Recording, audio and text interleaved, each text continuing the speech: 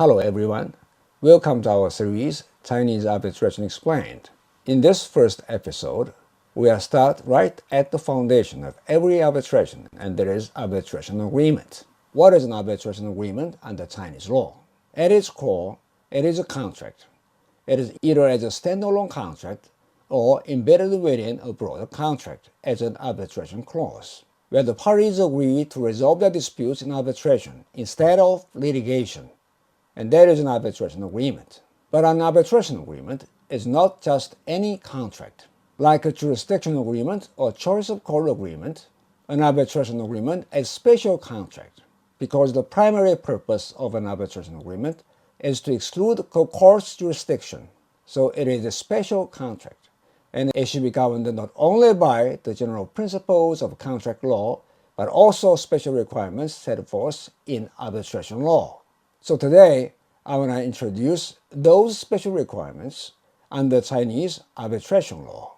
Question is, what makes an arbitration agreement valid under Chinese arbitration law? Chinese law sets out the requirements for a valid arbitration agreement in Article 16 of the current Chinese arbitration law, which provides both formal and substantive requirements.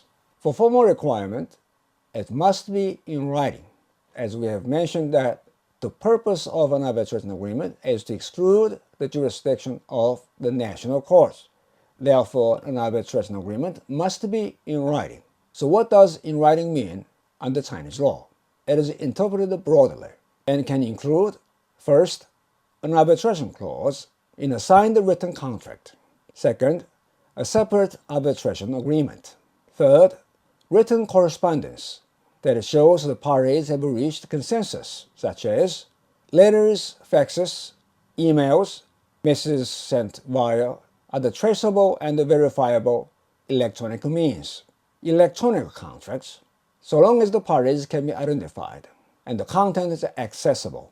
And one more point worth noting is that if one party initiates an arbitration and the other party does not raise any objection to the existence or validity of the arbitration agreement so based upon by the claimant before the first oral hearing, their silence can be deemed consent.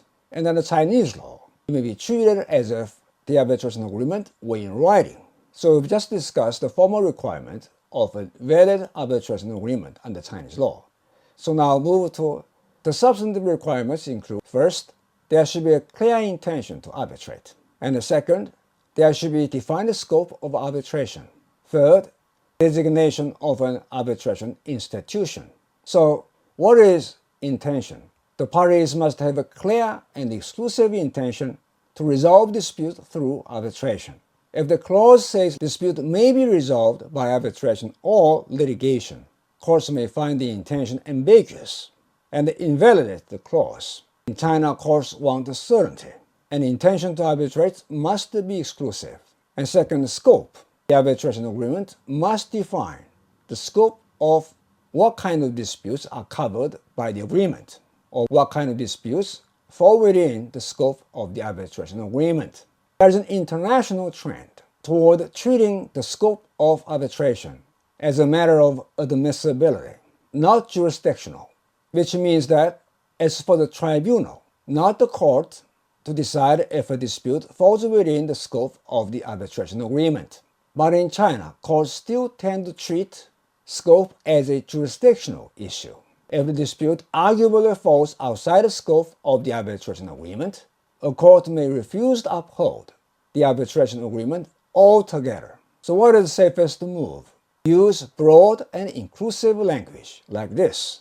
Any dispute arising out of this contract or in connection with this contract shall be submitted to arbitration. That wording gives your clause the best chance of surviving judicial scrutiny in China. And last and most important, the arbitral institution. This one is critical and is often controversial. In China, ad hoc arbitration, meaning arbitration without the administration of an arbitral institution, is generally not recognized, which means that if you choose China as the seat of arbitration, then ad hoc arbitration will not be recognized and enforced.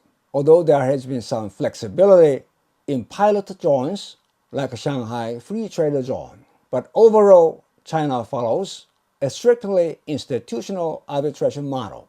That means courts may not enforce words made in ad hoc proceedings if the seat of the arbitration is China. So always name a recognized arbitral institution.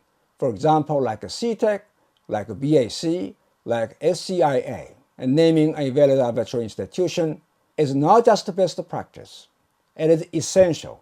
In the next episode, we will discuss arbitrability. What kind of disputes are allowed to go to arbitration under Chinese law, and how Chinese law treats the notion of arbitrability. Thanks for watching, and we'll see you in the next episode.